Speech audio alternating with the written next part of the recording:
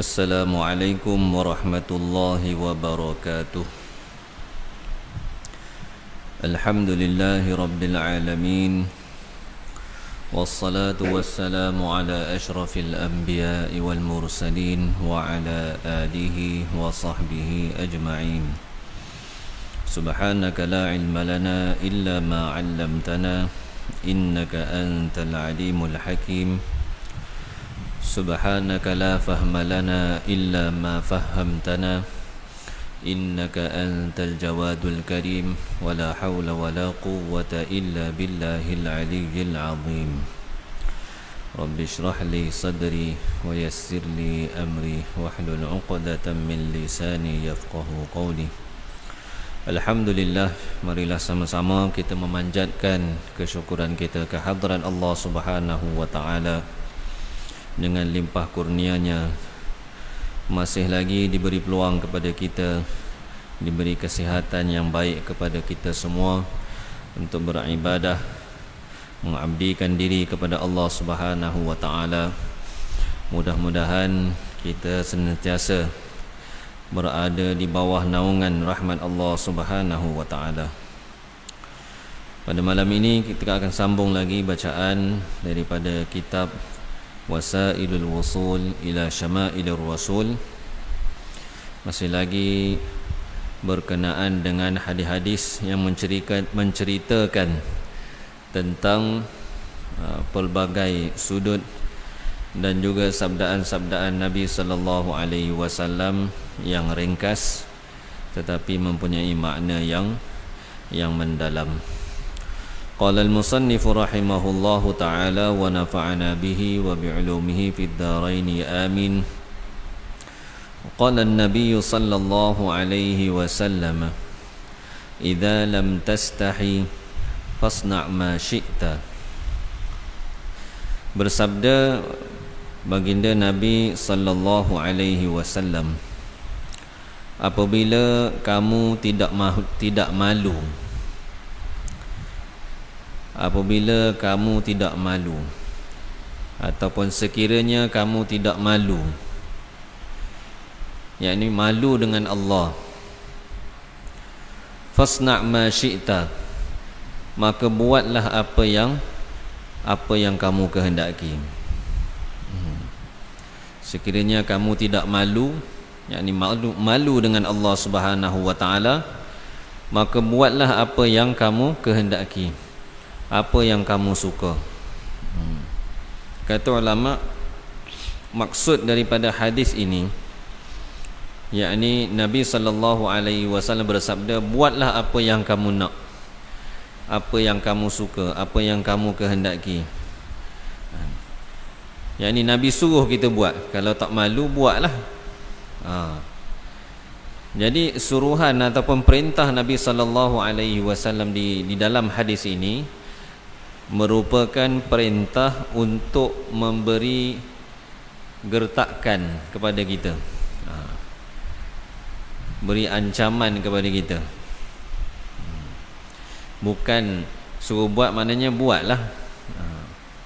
Maksudnya jangan buat, malulah dengan Allah untuk melakukan perkara-perkara yang melanggar perintah-perintah Allah Subhanahu wa taala. Jadi ulama kata maksud daripada hadis ini, apabila telah dicabut daripada kamu, apabila telah dihilangkan daripada kamu sifat malu, dan kamu tidak malu dengan Allah taala, dan tak berasa pun Allah Subhanahu wa taala ini Maha berkuasa, yang mengetahui, yang melihat dalam kita melaksanakan perintah-perintah Allah, meninggalkan larangan-larangan Allah.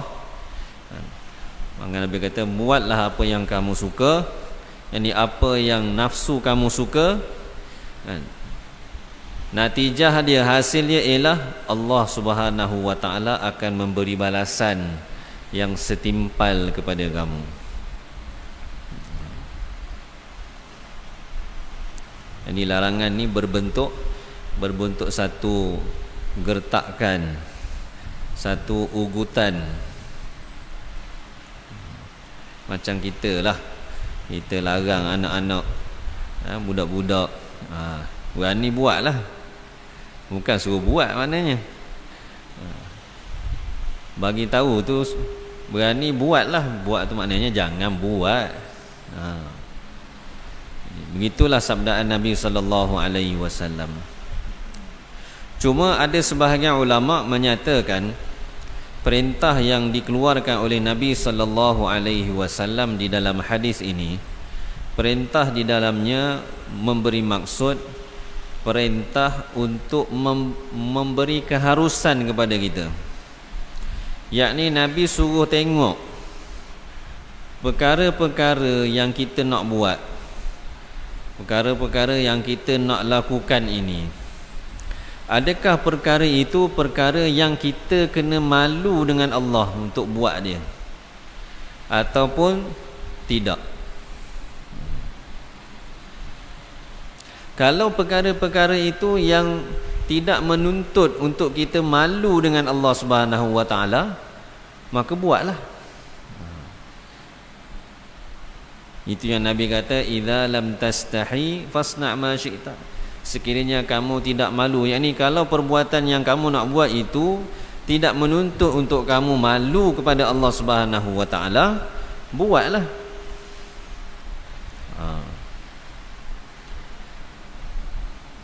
Jadi perkara-perkara yang kita nak buat dalam kehidupan seharian kita ini, ada perkara-perkara yang kita ni patut malu dengan Allah. Maksudnya kita tak buat. Ada perkara-perkara yang kita tak perlu malu. Contoh perkara yang kita kena malu dengan Allah, hak paling malu sekali, perkara-perkara yang diharamkan oleh Allah, yang Allah Ta'ala larang kita. Jangan buat ni, jangan buat tu, jangan. Hak ni kalau kita nak langgar, nak buat juga, ni kena malu. Hari-hari kita guna nikmat Allah Ta'ala, Allah beri kita macam-macam, tapi kita nak langgar hukum Allah Ta'ala, kena malu. Memang sepatutnya kita malu. Ada perkara-perkara yang berbentuk makruh, walaupun tidak sampai tahap berdosa, tetapi dari segi syariatnya menganggap perkara itu tidak disukai, dibenci. Buat perkara-perkara ni pun kena ada rasa malu dalam hati kita. Dan satu lagi perkara yang ada, yang diberi sebut ulama sebagai khilaful aula. Buat dia tu bercanggah dengan yang lebih utama, yang lebih baik untuk kita. Ini pun sepatutnya kita buat yang aula, yang lebih baik, yang lebih utama, tapi kita pilih yang lawannya. Ini kena malu. Adapun perkara-perkara yang tidak menuntut untuk kita malu dengan Allah Ta'ala, apa dia? Perkara wajib yang Allah Ta'ala suruh kita buat. Semayang 5 waktu setiap hari, ni wajib atas setiap orang. Ni tak boleh malu. Memang tidak menuntut untuk kita malu. Malu nak semayang.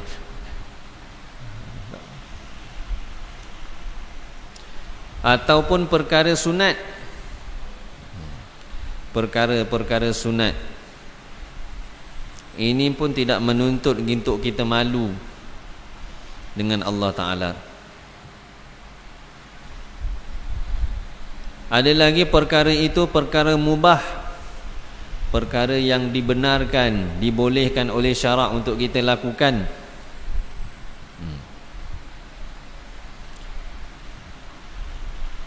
Dan ada satu lagi perkara yang jaiz, yang harus. Yang ni tidak ada masalah. Jadi dalam perkara-perkara ini Nabi SAW beritahu, kalau kamu nak buat perkara itu dan perkara itu memang tidak dituntut untuk malu pada Allah Ta'ala, buatlah. buat. Tapi kalaulah perkara itu perkara yang dituntut untuk kita malu dengan Allah Subhanahu wa taala, maka jangan buat. Antara perkara yang kita dilarang, sebab nak malu buat sesuatu ni kena tengoklah hak mana. Dia dibahagi dua tadi kan. Bahkan ada perkara yang memang kita tak patut malu pun. Antaranya yang ulama sebut menuntut ilmu yang menjadi fardu ain atas kita. Dengan makna kalau kita tidak tahu perkara itu, maka rosaklah segala amal ibadat kita. Tak sempurna ibadat kita. Tak betul jadi ibadat kita. Dalam perkara-perkara seperti ini, yang ni tak boleh malu. Belajar malu. Bahkan di zaman Nabi sallallahu alaihi wasallam, Sayyidatina Aisyah radhiyallahu taala anha dalam pernah sekali beliau menyebut ni'man nisa'u nisa'ul ansari, sebaik-baik wanita ialah wanita-wanita Ansar, wanita-wanita daripada kalangan orang-orang Ansar. Sifat malu yang ada pada diri wanita ini tidak menghalang daripada mereka ini mendapat kefahaman di dalam agama. Mereka tak segan tanya Nabi sallallahu alaihi wasallam tentang masalah-masalah, walaupun kita kata masalah itu melibatkan, contohnya masalah yang melibatkan sakit puan, benda yang berkaitan sifat khusus untuk wanita. Tapi kena tanya juga, nak tahu hukum. Mereka tanya pada Nabi sallallahu alaihi wasallam. Satu orang sahabiah, Sayyidatina Ummu Sulaim radhiyallahu anha, beliau datang kepada Rasulullah sallallahu alaihi wasallam dan beliau sebut di hadapan Nabi sallallahu alaihi wasallam, innallaha la yastahyi minal haqq, sesungguhnya Allah tidak malu dengan perkara yang hak. Nak tanya, nak cerita benda yang benar, Allah Ta'ala pun tak malu. Ta'ala sebut dalam Al-Quran. Maka dia pun nak tanya. Jadi kata, adakah wanita wajib mandi? Wajib mandi sekiranya dia bermimpi macam ke orang lelaki. Maksudnya mimpi basah, mimpi sehingga mengeluarkan air mani. Perempuan tanya kepada lelaki, tanya pada Nabi sallallahu alaihi wasallam, tanya. Sebab nak tunaikan fardu ain yang wajib, yang menjadi tuntutan atas diri kita, memang kena tanya. Kalau ada yang ahlinya di kalangan apa panggil, orang yang mempunyai jantina yang sama jenis dengan kita, tanya dengan orang yang sama. Boleh juga tanya dengan orang lain, boleh, tak masalah. Jadi Nabi SAW jawab, ya. Kalau dia lihat air, maksudnya kalau keluar air mani, maka wajib mandi, sama macam lelaki. Jadi dalam perkara-perkara yang seperti ini, yang ni tidak dituntut untuk kita malu. Perkara-perkara maksiat, yang ni pun tak dituntut untuk kita malu daripada kita mencegahnya. Nak larang orang-orang yang ada di bawah jagaan kita, ataupun nak suruh orang-orang yang berada di bawah jagaan kita, malu nak suruh anak semayang. Ini sesuatu yang tidak patut. Bahkan syariat kata itu bukan malu, tu penakut, takut.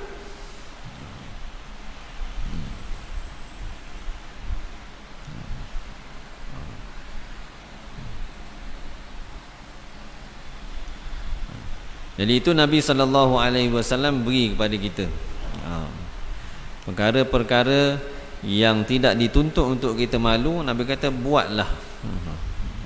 Buatlah. Perkara-perkara yang menuntut untuk kita malu pada Allah Ta'ala, yang ni jangan buat. Satu lagi mafhum hadis kata jangan buat. Maksudnya jangan buat perkara-perkara yang melanggar hukum-hukum Allah Subhanahu wa Ta'ala. Malulah dengan Allah. Malulah dengan Allah.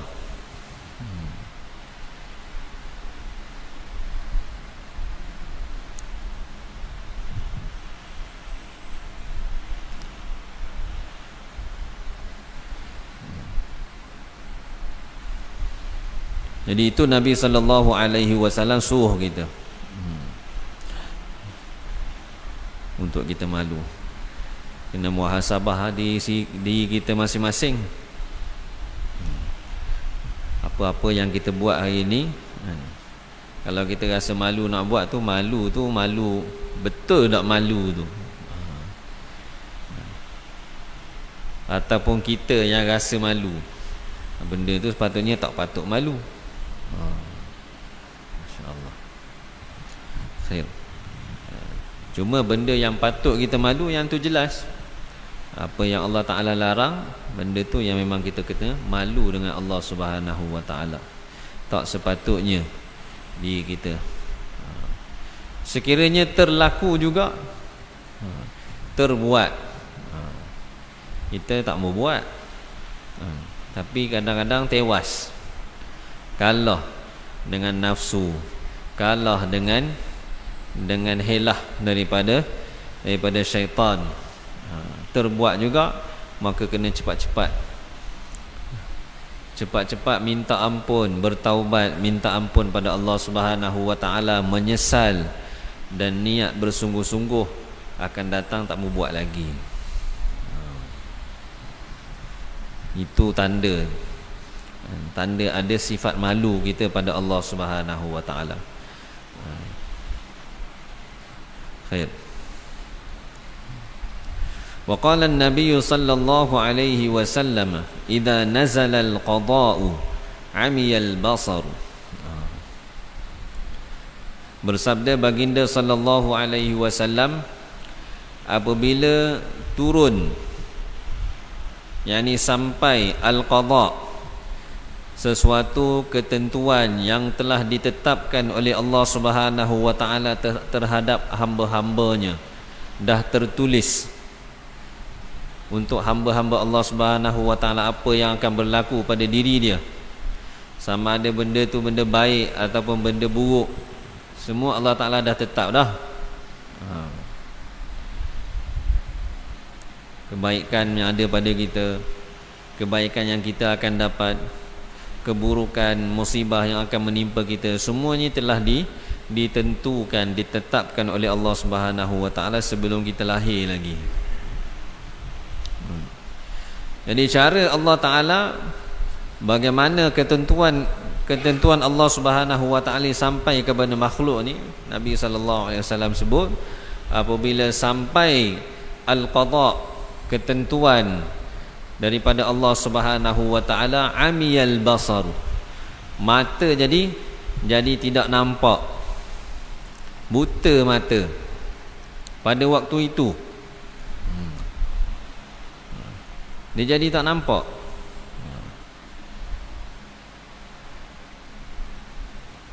Ini panggil apa? Malang tidak berbau.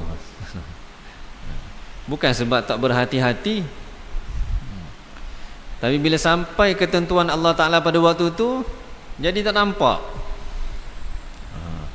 Berlaku perlanggaran. Tak tahu, tiba-tiba tak nampak.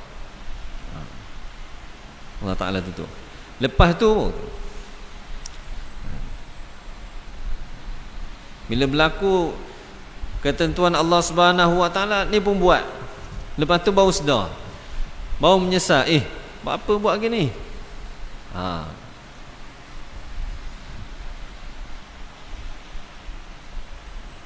ketentuan qada Allah Subhanahu wa taala, qadar daripada Allah Subhanahu wa taala sampai.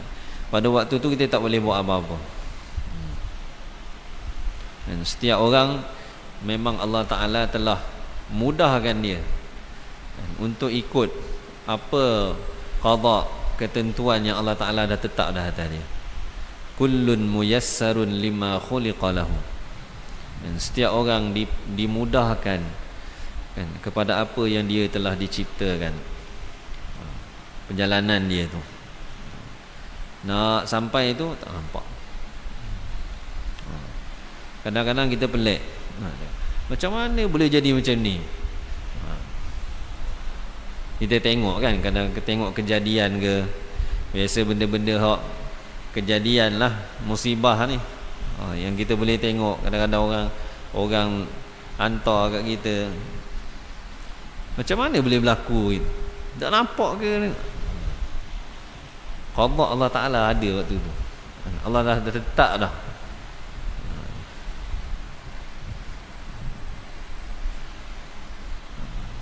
Jadi tak nampak. Allah. Jadi itu cara Allah Ta'ala jalankan ketentuan Allah Subhanahu wa Ta'ala di atas dunia ini. Caranya. Maka orang yang beriman, apa sahaja ketentuan Allah Subhanahu wa taala yang sampai kepada dia, baik perkara yang menggembirakan ataupun perkara yang tidak menggembirakan, maka semua diserah pada Allah Subhanahu wa taala. Sebab apa? Allah taala dah tetap dah menjadi. Terima dengan hati yang terbuka, dengan penuh berserah diri pada Allah Subhanahu wa taala. Tak ada daya apa-apa kita nak buat apa.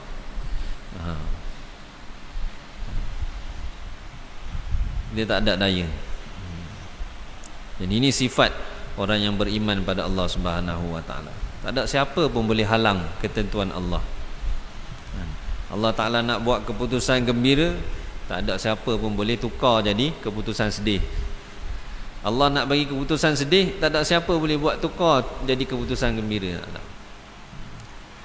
Nak beri kebaikan, tak ada siapa pun boleh ubah untuk jadi keburukan. Kalau dalam hadis matan, hadis 40 tu ada satu hadis. Dalam hadis tu, hadis qudsi,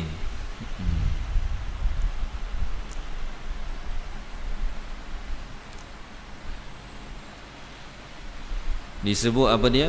Kalaulah seluruh umat, kalaulah orang yang pertama, orang yang kemudian, yang akhir, yang awal, semua seluruh dunia berpakat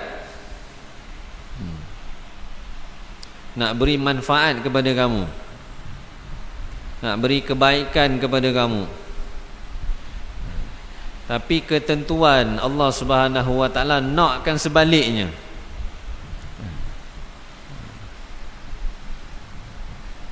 Mereka tak akan dapat beri apa-apa manfaat kepada kamu, tak dapat sampaikan apa-apa manfaat kepada kamu, melainkan apa yang Allah dah tetap. Lau anna awwalakum wa akhirakum wa insakum wa jinnakum,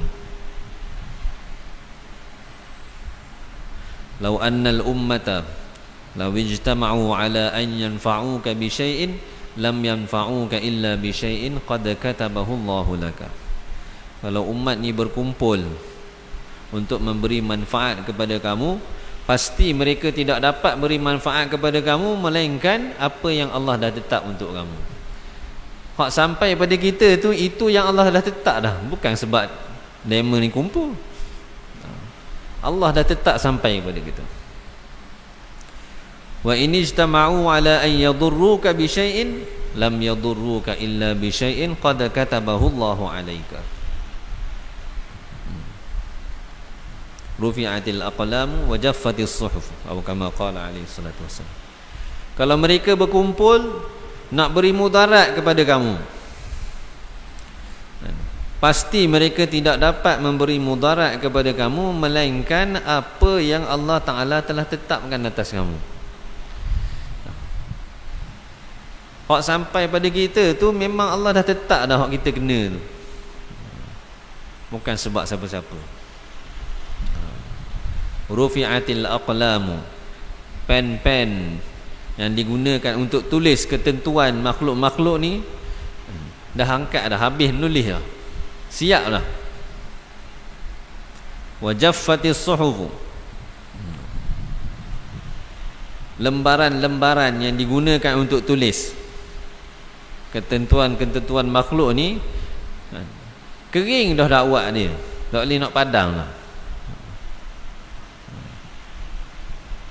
Nak bagi tahunya ketentuan Allah Subhanahu wa taala ni tu dah pasti dah, tetap dah, tak boleh berubah.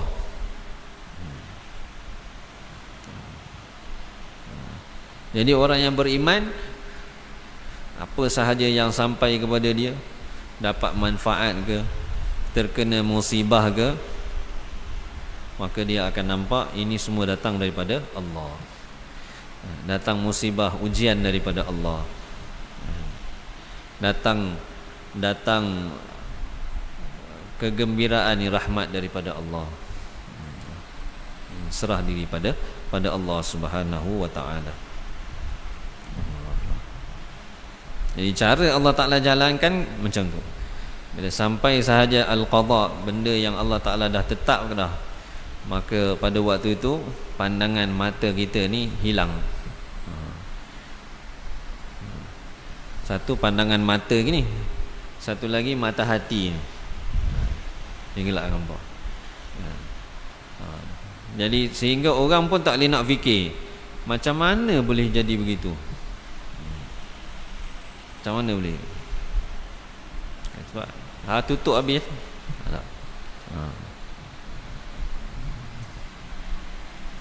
Tak nampak. Bila sampai ketentuan Allah, satu orang tu dia tak boleh nak beza dah mana baik ke tak baik ke. Allah Ta'ala dah tetap dah benda tu berlaku. Khair. Wa qala an-nabiy sallallahu alaihi wasallam, irhamu turhamu. Sabda baginda Rasulullah sallallahu alaihi wasallam, irhamu, yakni berkasih sayanglah, hendaklah kamu semua berkasih sayang. Ada sifat rahmat, sifat kasih. Kasih pada siapa? Man fil ardi, siapa-siapa yang ada atas muka bumi ni, kita kena kasih pada mereka, sayang kepada mereka. Lebih-lebih lagi orang-orang yang dikurniakan agama, orang-orang beriman. Setiap orang yang beriman kita kena sayang pada mereka, kasih pada mereka. Apa hasil dia? Turhamu, kamu akan disayangi, kamu akan dikasihi. Siapa yang kasih? yakni Allah Subhanahu wa taala akan merahmati kamu. Dalam satu hadis yang lain sebut, irhamu man fil ardi yarhamkum man fis samai.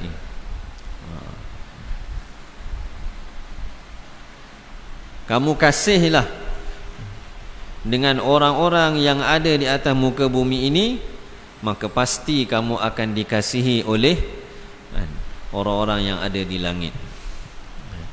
Kita kasih kepada penduduk-penduduk bumi, penduduk-penduduk langit akan kasih pada kita. Ini sifat rahmat yang Allah Ta'ala beri kepada kita. Setiap orang Allah Ta'ala kurniakan kita sifat dia. Sifat Allah Subhanahu wa Ta'ala ada 100 rahmat. Satu rahmat sahaja yang Allah Ta'ala turunkan atas dunia ni,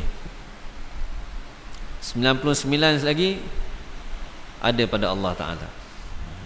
Sifat rahmat ni. Dengan satu rahmat ni lah yang kita tengok hari ni berlaku atas dunia ni.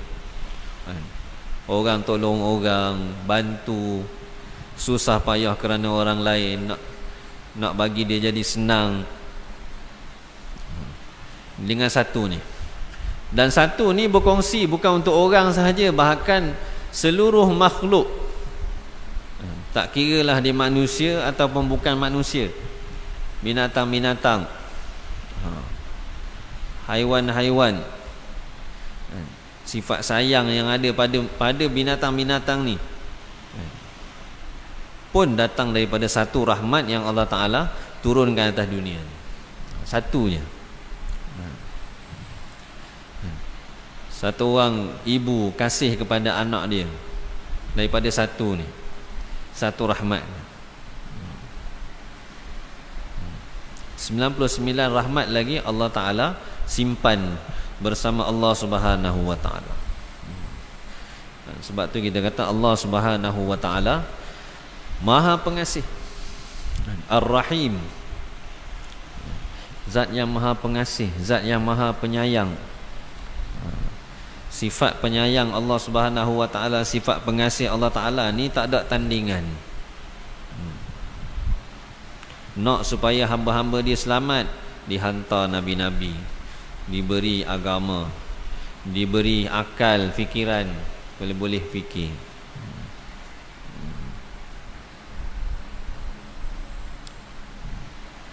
Dan kita pun duduk di atas dunia ini dituntut untuk kita zahirkan sifat rahmat yang Allah Ta'ala kurniakan pada kita. Hatta dalam menyembelih binatang pun, binatang korban pun dituntut untuk kita zahirkan sifat rahmat tu. Tak boleh nak sembelih dengan cara-cara yang menyebabkan binatang tu jadi takut. Itu semua tuntutan agama berdasarkan sifat rahmat ini. Masya Allah.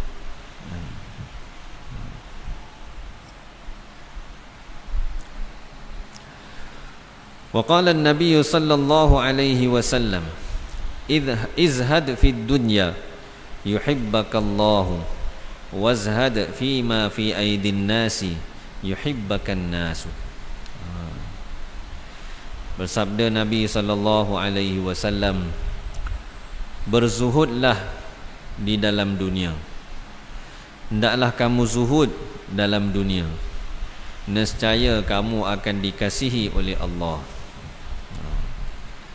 Apa makna zuhud? Ulama menyebut dari segi bahasanya, perkataan zuhud ni makna dia al-i'radu 'ani syai'i ihtiqaran lahu.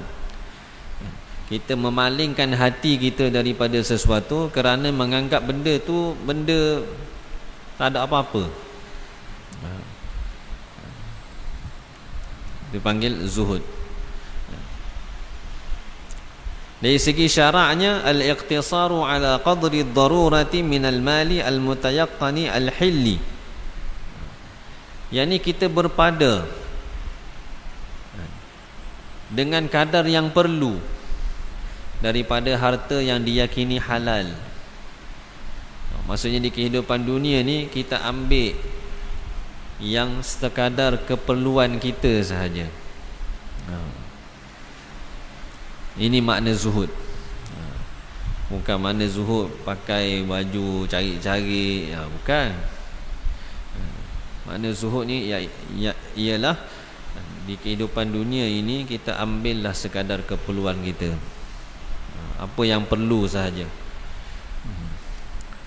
Imam An-Nawawi rahimahullahu ta'ala sebut makna zuhud ialah tarku ma la yuhtaju ilaihi minad dunya wa in kana halalan wal iqtisaru ala al-kifayati.